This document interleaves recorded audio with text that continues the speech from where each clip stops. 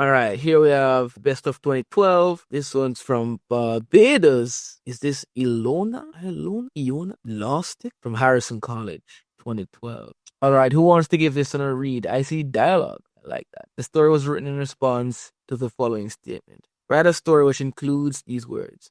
My people were special to me. I had to warn them that a storm such as they had never seen was coming. All right, who wants to take this one on? My people were special to me. I had to warn them that a storm, such as they had never seen, was coming. I sprinted down the long, narrow road back towards the village. My feet scraped against the rough pebbles, and the wind pulled madly at my clothes. I did not care. I had to warn them. Would they listen? I had to at least try. I ran as fast as I could, never stopping, never slowing. I dashed through the tough undergrowth that impeded my every move, the wild branches pulling at my hair and scratching my arms. Before I knew it, I was in the village, feet pounding on the hard concrete, screaming. I stood in the middle of the village and screamed as loudly as I could. The inhuman sounds tore from my chest and echoed through the silent and sleepy village. Windows were flung open as awakened villagers groggily looked to see what was the matter. Evacuate the village now,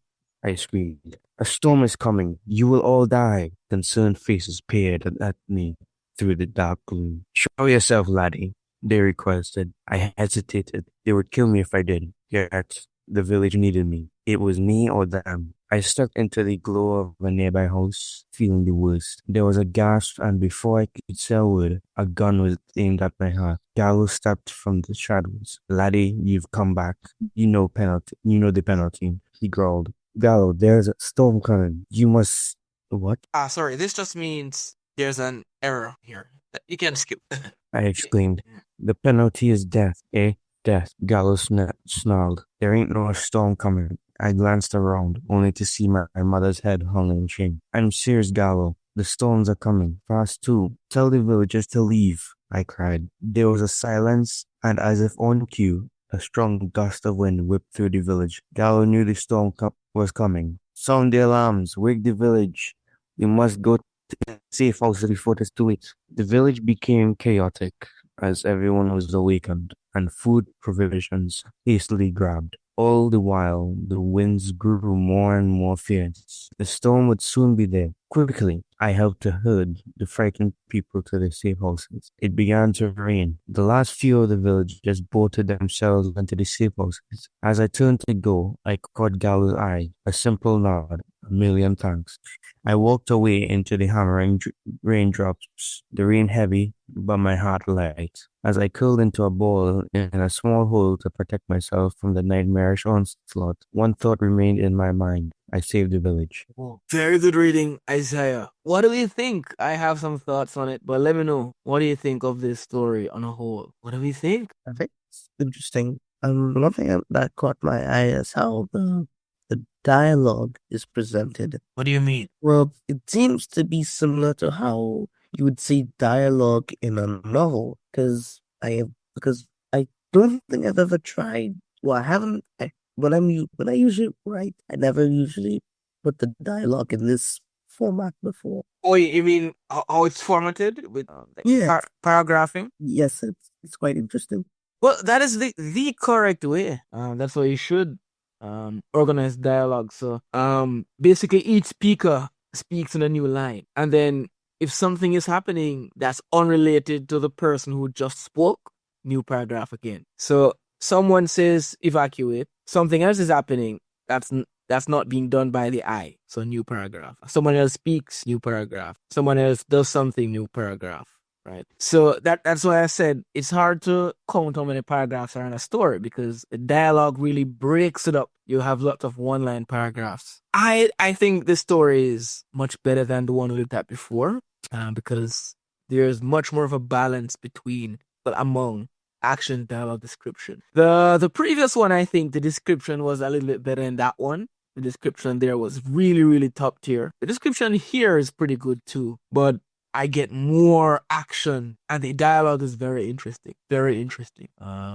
So this student chose to put the prompt right at the beginning. What do you think of the plot of this story? Some guy who might have been banished goes back to his village, at the risk of being killed to warn them that a storm is coming. What do you think about that and how it turned out? Well, the one thing I'm a little bit slightly confused about, or the one thing I think could be added is why was the protagonist exiled?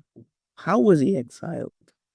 That's a good question, and I think it's fine. That my opinion is it's fine that we don't know that we don't know the circumstances behind the exiling. If it were hinted at, I think it would have been even better. But that was kind of not really relevant to the happening here. The fact is, this guy was exiled for whatever reason, and coming back is forbidden.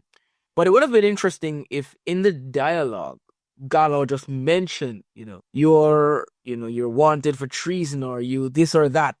How could you return? Just that one line, I think would have answered the question and would have been a little bit better. But yeah, that's a good observation nonetheless. And then there was one writing error in the story. The student wrote, "You must the villagers." I guess he missed out the word save or warn. So this just means, there's some error that the student made. I'm not fixing it. So you get the story as it was written. But I love this story. The first two paragraphs really set up who the protagonist is and what his state of mind is. He's determined to save this village, right? And how the running is described, it really paints the picture of this rural or kind of, it's not really a city or a very modern place. You can tell.